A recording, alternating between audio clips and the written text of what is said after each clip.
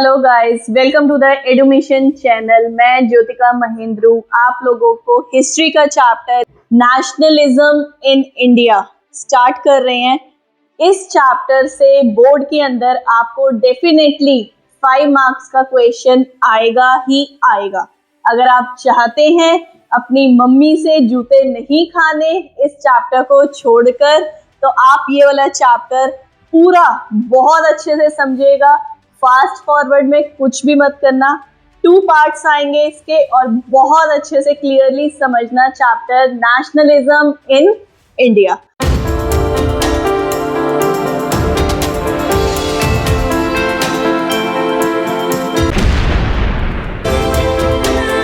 Okay, हमारा topic है, देखो, नेशनलिज्म इन इंडिया। बहुत एक सिंपल सा वर्ड है नेशनलिज्म। क्या मीनिंग होता है नेशनलिज्म का, कोई बता सकता है? अगर जिसको पता है कमेंट बॉक्स में मुझे लिख कर दे कि नेशनलिज्म का मीनिंग क्या है। Okay, what do you mean bye nationalism? Nationalism अगर हम लोग देखें तो इसका मीनिंग होता है देशभक्ति। हिंदी में अगर बात करें, देशभक्ति, राइट? यानी कि अपने देश को लेकर एक भक्ति दिखाना, एक पैट्रियोटिक फीलिंग दिखाना कि हम लोग भी अपने देश के बारे में कुछ सोच सकते हैं। तो इस चैप्टर को स्टार्ट करते हैं। और ये हमने देखा है कि देशभक्ति कहाँ पर है? इंडिया में। हाय हाय, इतना सुकून। देखो, आप लोगों को पता ही है कि इंडिया इंडिपेंडेंट हुई हमारी 1947 के अंदर। उससे पहले हमारे देश के ऊपर, हमारी कंट्री के ऊपर रूल कौन कर रहे थे? ब्रिटिशर्स। बहुत बुरी हालत थी इंडिया की। ब्रिटिशर्स का जो रूल चल रहा था, यानी कि कॉलोनियल गवर्नमेंट कौन थी? ब्रिटिशर्स। ब्रिटिशर्स की गवर्नमेंट को हमने फिनिश करना था, कॉलोनियल गवर्नमेंट को फिनिश करना था। उसके लिए बहुत सारे एंटी कॉलोनियल मेजर्स स्टार्ट किए गए थे, जो इस चैप्टर के अंदर हम लोग पढ़ेंगे। कैसे गांधी जी ने कॉलोनियल गवर्नमेंट को खत्म करा, एंटी कॉलोनियल गवर्नमेंट मेजर्स को स्टार्ट करा, इस चैप्टर के अंदर कंटिन्यू हम लोग करेंगे। ओके, आप लोग देख सकते हो इस चैप्टर के अंदर क्या क्या टॉपिक्स है हमारे। फर्स्ट वर्ल्ड वॉर, खिलाफत and non corporation movement. Next, different strands with in the movement, civil disobedience movement, and the last topic is the sense of collective belongingness। इसमें से जो क्वेश्चन ज्यादातर आपको आता है वो आता है खिलाफत movement, non corporation movement, sense of collective belongingness. ये क्वेश्चन ज्यादातर बोर्ड में देखा गया है और ये क्वेश्चन आता है डायरेक्टली 5 मार्क्स। बार बार मैं आपको इसलिए बता रही हूँ 5 मार्क्स, क्योंकि आराम से आप लोग 5 मार्क्स को गेन कर सकते हो। सही बात है। Okay, move on to next topic. देखो, अब हम लोग स्टार्ट कर रहे हैं अपने नेशनल फ्लैग से। इस चैप्टर को देख सकते हो कितना अच्छा लग रहा है। जय हिंद। ओके, नेक्स्ट हमारा टॉपिक स्टार्ट होता है। हमारी जो इंट्रोडक्शन है वो देखो क्या है कि nationalism is loyalty and devotion to a nation. यही मैंने अभी बात बताई आपको कि हमें क्या करना है, अपने नेशन के लिए लॉयल रहना है, अपने नेशन के लिए कुछ ऐसा काम करना है जिससे कि ब्रिटिशर्स की गवर्नमेंट को फिनिश किया जाए। अरे चलिए कोई नहीं, गेम खेलते हैं। हमने देखा इसके अंदर 2 टॉपिक्स आ रहे हैं, जैसे non corporation movement and civil disobedience movement, NCM and civil disobedience movement.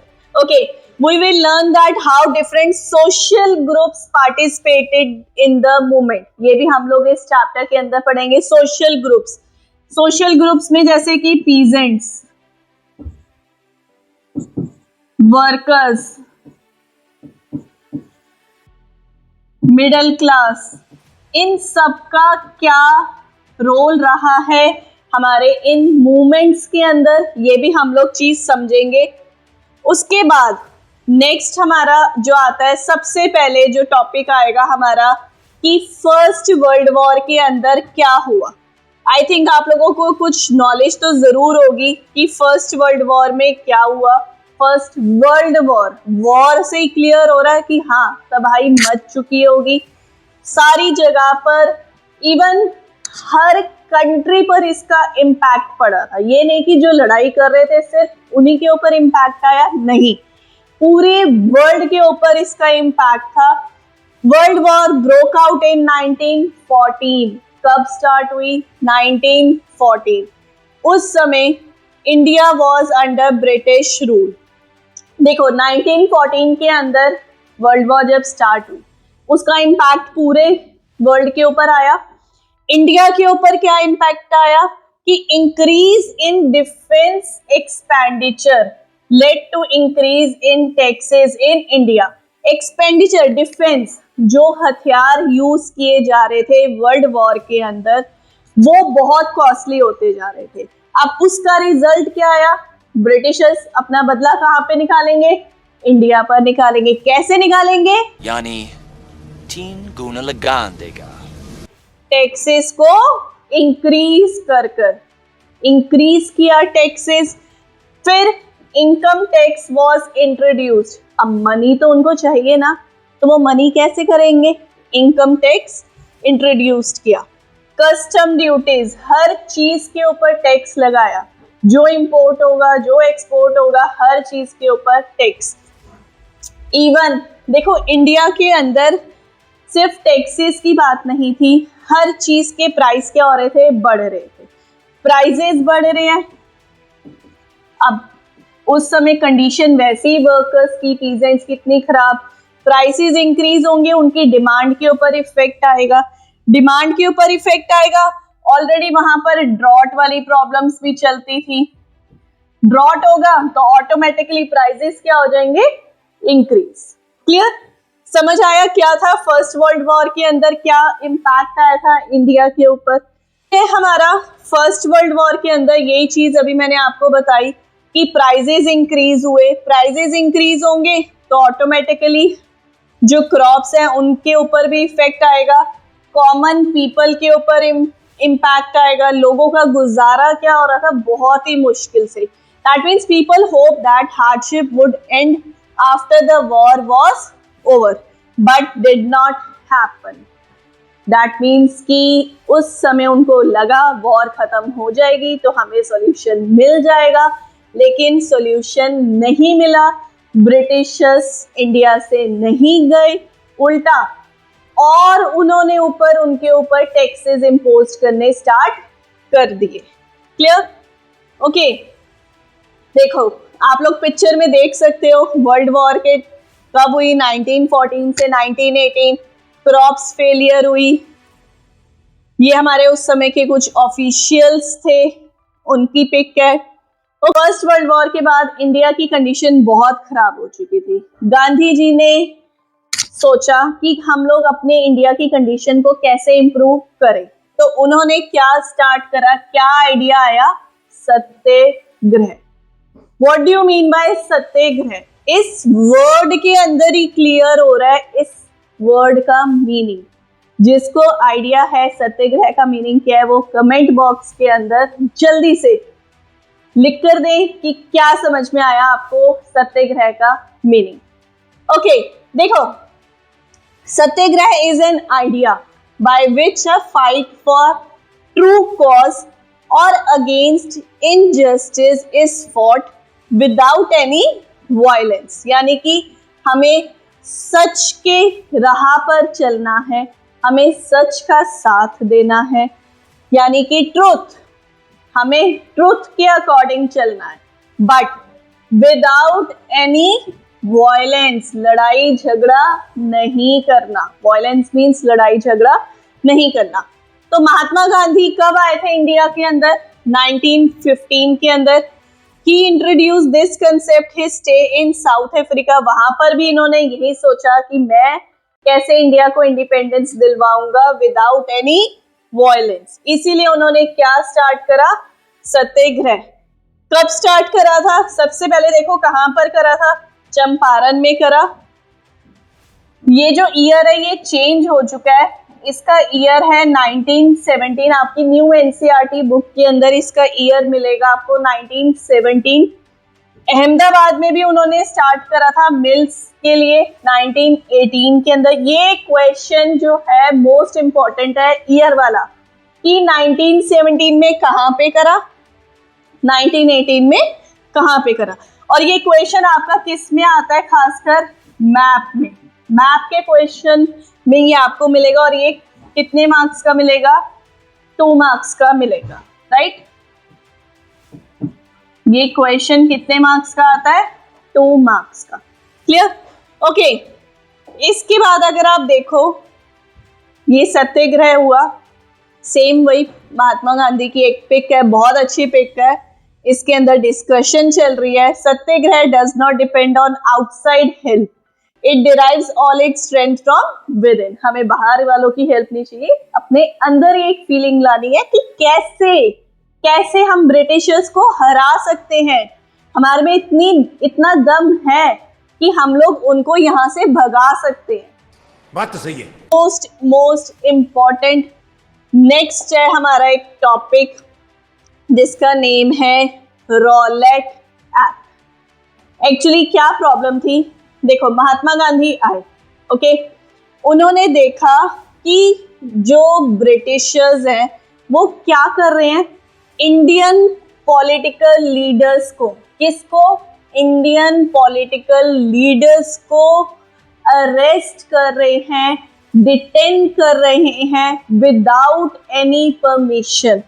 उनको बिना बताए जेल में डाला जा रहा था, उनके ऊपर जुल्म हो रहे थे, और कितने सालों के लिए, 2 years विदाउट एनी ट्रायल। वो किसी भी अपने लॉयर को हायर नहीं कर सकते थे। तो महात्मा गांधी आए विद रॉलेट सत्याग्रह इन 1919। बेटा इसको याद रखना, रॉलेट एक्ट कब हुआ, 1919। बहुत इजी ईयर है 1919, आराम से याद रख सकते हो। उस समय रॉलेट एक्ट में इतना बुरा हाल हो गया कि पॉलिटिकल लीडर्स को बिना परमिशन के उनकी जेल में डाला जा रहा, तो उसका इम्पैक्ट तो पड़ेगा ना, सिटी पे हर जगह पे पड़ेगा। क्या इम्पैक्ट पड़ा, शॉप्स क्या हो गई, बंद होना शुरू हो गई, रैलीज निकलना शुरू हो गई, लोग जो थे वहां पर स्ट्राइक्स पे चले गए इस चीज के अगेंस्ट। क्लियर।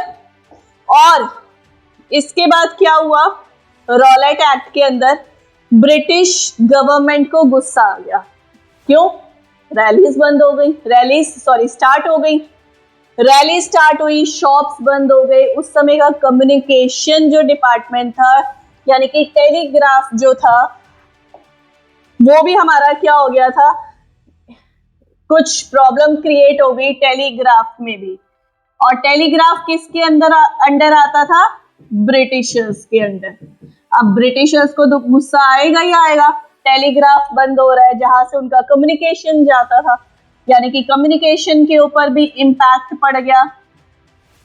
तो ब्रिटिशर्स को तो गुस्सा आएगा ही आएगा, तो उन्होंने क्या कर दिया, martial law. What do you mean by martial law, maybe आप लोगों ने इसके बारे में जूनियर क्लास में जरूर पढ़ा होगा, शायद ध्यान आ जाए। कमेंट बॉक्स में मुझे बताओ what do you mean by martial law. Clear. देखो मार्शल लॉ में क्या होता है कि एक रेस्ट्रिक्शंस कि 3-4 लोग कहीं पर भी इकट्ठे नहीं हो सकते, कुछ भी डिस्कशन नहीं कर सकते हैं, कुछ भी बातचीत नहीं कर सकते, यानी कि उनको परमिशन नहीं है कहीं पर इकट्ठे होना, ग्रुप बना के कुछ भी डिस्कशन करना। तो ब्रिटिशर्स ने क्या कर दिया, मार्शल लॉ इम्पोज कर दिया। अब कई लोगों को मार्शल लॉ नहीं पता था कि कर दिया गया है। आप लोगों ने एक स्टोरी जरूर देखी होगी, या बहुत सारे बच्चों को इसके बारे में नॉलेज जरूर होगी, पता नहीं इतने अच्छे बच्चे हैं। जलियांवाला बाग की स्टोरी याद है, आई थिंक पता है, बहुत सारे बच्चों को पता है, घूमने गए हुए हैं और जाते भी रहते हैं अमृतसर, तो उनको इसके बारे में जरूर पता होगा। जलियांवाला बाग में क्या हुआ था कि बैसाखी का मेला लगा हुआ था, ये कब की बात है? 13 अप्रैल 1919। बैसाखी का मेला लगा हुआ था जलियांवाला बाग अमृतसर के अंदर, और जो लोग इनोसेंट लोग वहां पर बच्चों के साथ बूढ़ों के साथ घूमने आए हुए थे, उनको नहीं पता था कि मार्शल लॉ इम्पोज्ड हो चुका है। मार्शल लॉ का नेगेटिव इम्पैक्ट कहां पर पड़ा? जलियांवाला बाग में। जनरल डायर था, उसने सबसे पहले क्या कर दिए? सारे दरवाजे बंद कर दिए जलियांवाला बाग के। बिना सोचे समझे बेचारे लोगों के ऊपर फायरिंग कर दी। अगर आप वहां पे जाते हो या देखा भी होगा, दीवार पर बुलेट्स के निशान तक भी हैं, और बहुत सारे इंडियंस जो थे वो क्या हो गए थे? मर गए थे, राइट। फिर इंडियंस ने क्या बोला कि हम लोग भी क्या करेंगे, इनके अगेंस्ट होंगे। ये देखो मैं आपको दिखा सकती हूँ, आज भी वहां पर बुलेट्स के मार्क हैं, ठीक है। इसके बाद हमारा जो जलियांवाला बाग का जब इंसिडेंट हुआ, लोगों को इतना ज्यादा दुख हुआ, इतने इनोसेंट लोग मारे गए, और गांधी जी ने फिर क्या स्टार्ट करा था? Non corporation movement. Non corporation movement की मैंने आप लोगों को शॉर्ट फॉर्म पहले भी बताई है, NCM। ओके, गांधी जी ने एक अपनी बुक लिखी, उस बुक का नेम क्या था? हिंद स्वराज। बेटा ये याद रखना, बुक का नेम क्या है? हिंद स्वराज। ये 1 मार्क क्वेश्चन में आ सकता है आपके MCQ के अंदर। बुक का नेम था हिंद स्वराज। इसके अंदर उन्होंने क्या लिखा? In which he wrote that if Indians started to non-cooperate with Britishers, then India will be independent in 1 year. अगर सच्चे दिल से इंडियंस ब्रिटिशर्स के साथ कोऑपरेट नहीं करेंगे तो बहुत जल्दी वो इंडिपेंडेंट हो जाएंगे। तो इसके लिए उन्होंने क्या करा? हिंदू मुस्लिम्स दोनों इकट्ठे हुए। गांधी जी किसके साथ मिले?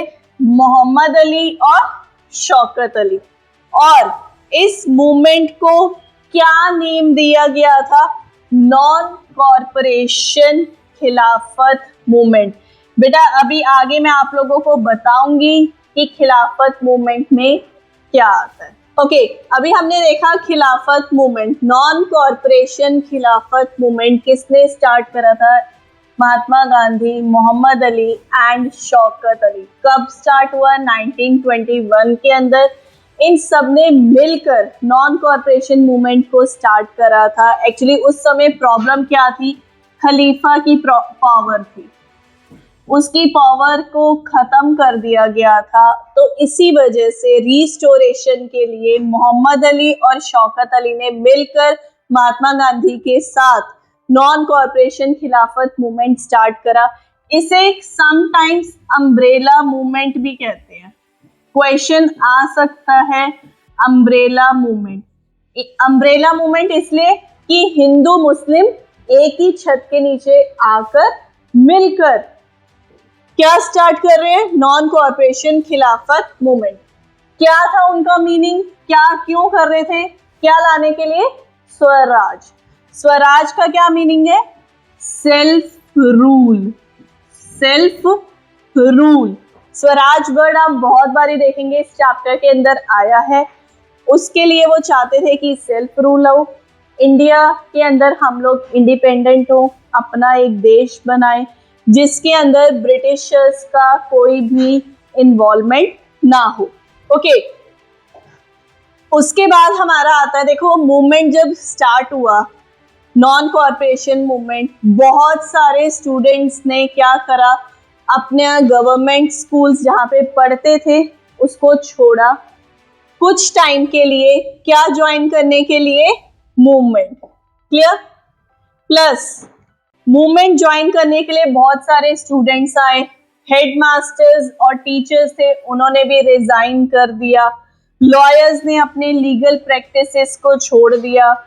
फॉरेन गुड्स को बॉयकॉट किया गया। बॉयकॉट यानी कि हमने फॉरेन गुड्स को यूज नहीं करना। क्या यूज करना है? अपने इंडियन गुड्स को ही यूज करना है।